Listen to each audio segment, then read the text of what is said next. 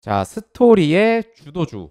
오늘은 새로운 뭐 테마 이런 것보다 조금 색다른 이야기를 한번 드리려고 합니다. 지금 여기 보시면 뉴 데일리 경제의 단독 기사로 삼성전자 엔비디아 뚫었다. HBM3E 퀄 테스트 최종 통과했다라는 아주 자극적인 기사가 있어요. 이게 무슨 내용이냐? 삼성전자가 마침내 엔비디아 5세대 HBM, 그러니까 고대역폭 메모리인 HBM3E 퀄 테스트에서 품질 승인을 얻었다고 합니다. 조만간 이후 절차를 밟아 공식적으로 이제 고대역폭 메모리를 공급하기 위한 양산에 본격 나설 것으로 보인다라는 기사가 났어요. 자, 근데 어떤 기사든 뭐든지 그 단독인지 아니면 이제 종합적으로 내는지를 같이 보셔야 되는데, 제가 이거는 여러 이제 정말 엄청나게 많은 거의 수천 수백 개의 수천 개가 넘어요. 수천 개의 기사를 보면서 경험을 한 건데, 이런 식으로 단독 기사가 나잖아요. 그러면 뭘 봐야 되냐면 이게 후속 기사가 나는지, 그러니까 뉴데일리 경제 말고 뭐 다른 뭐 이제 한국경제, 뭐 중앙일보, 조선, 뭐 한겨레 뭐 등등 여러 가지 언론사들이 있는데 그 언론사에서 후속 기사를 내주는지를 봐야 되거든요. 그것도 봐야 되고, 두 번째는 여기서 본문에서 출처를 봐야 됩니다. 그냥 단지 삼성전자가 엔비디아 뚫었대. 요즘 알죠? 그 엔비디아라는 이름만 달아도 그냥 주가가 폭등하거든요. 엔비디아만 뭐 엔비디아 계약했다. 중소형 회사, 작은 회사가 엔비디아랑 뭘 했대요. 그렇게 하면 주가는 바로 상한가를 가버립니다. 그러니까 엄청난 치트키예요, 주식시장에서는. 그래서 이 자극적인 기사가 나올 수 있는데 본문을 꼭 봐야 되거든요. 자, 본문을 보면 4일 반도체 업계에 따르면 뭐죠? 삼성전자에 따르면이 아니라 반도체 업계에 따르면이죠. 이게 무슨 뜻이냐? 삼성전자가 직접 발표를 한 건 아니라는 거예요. 삼성전자가 직접 발표를 한 건 아니고, 자, 반도체 업계에 따르면 삼성전자는 최근 엔비디아로부터 이거의 퀄캐스트를 통보를 받았다. 누구로부터? 반도체 업계에 따르면. 사실 이 업계에 따르면이라는 말이 굉장히 좀 면피적, 책임 회피적인 언급이거든요. 그러니까 출처가 삼성전자가 아니라 그냥 시장 돌아가는 업계 상황을 보니까 삼성전자가 엔비디아로부터 뭐 이 퀄캐스트를, 그러니까 HBM 이거를 퀄 테스트를 승인 받았다고 통보를 됐다. 뭐 이런 내용이잖아요.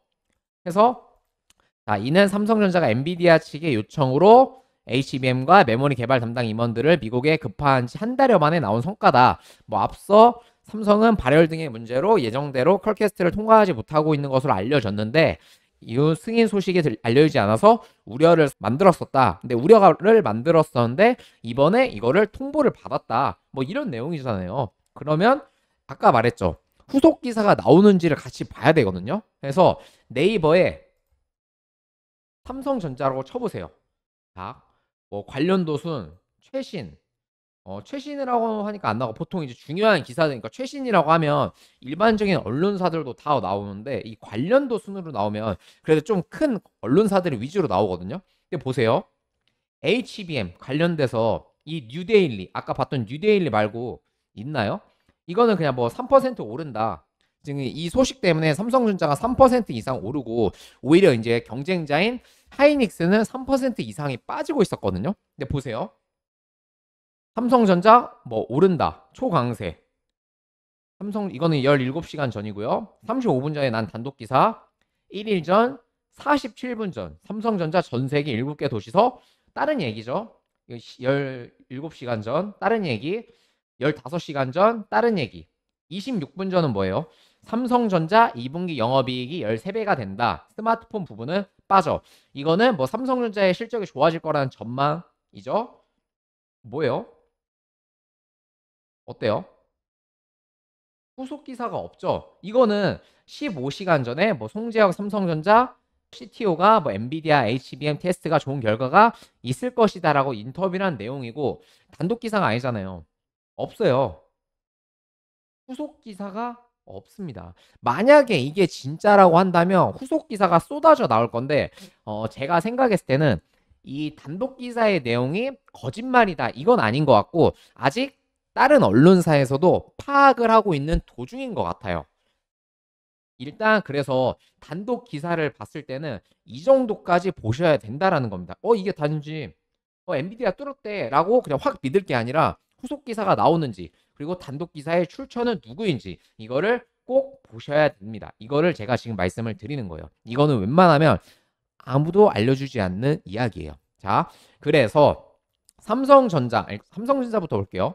삼성전자의 주가는 장 초반에 3.5% 이런 우리나라 1등주잖아요. 1등주가 3% 이상 오른다라는 거는 지금 거의 한 500조 가까이 되는 종목인데 그 3% 이상 오른다라는 건 정말 폭등을 하는 거거든요. 근데 3% 이상 올랐다가 어느 정도 후속 기사가 없으니까 지금 상승폭을 줄이고 있고 반대로 하이닉스는 크게 4% 이상 하락을 했다가 그 낙폭을 줄이고 있는 상황인 거예요. 왜냐하면 엔비디아의 하이닉스 같은 경우에는 엔비디아에 이제 납품을 하는데 아직 삼성전자 같은 경우에는 지금 뭐가 이렇게 뚜렷한 상황은 아니니까 그렇죠?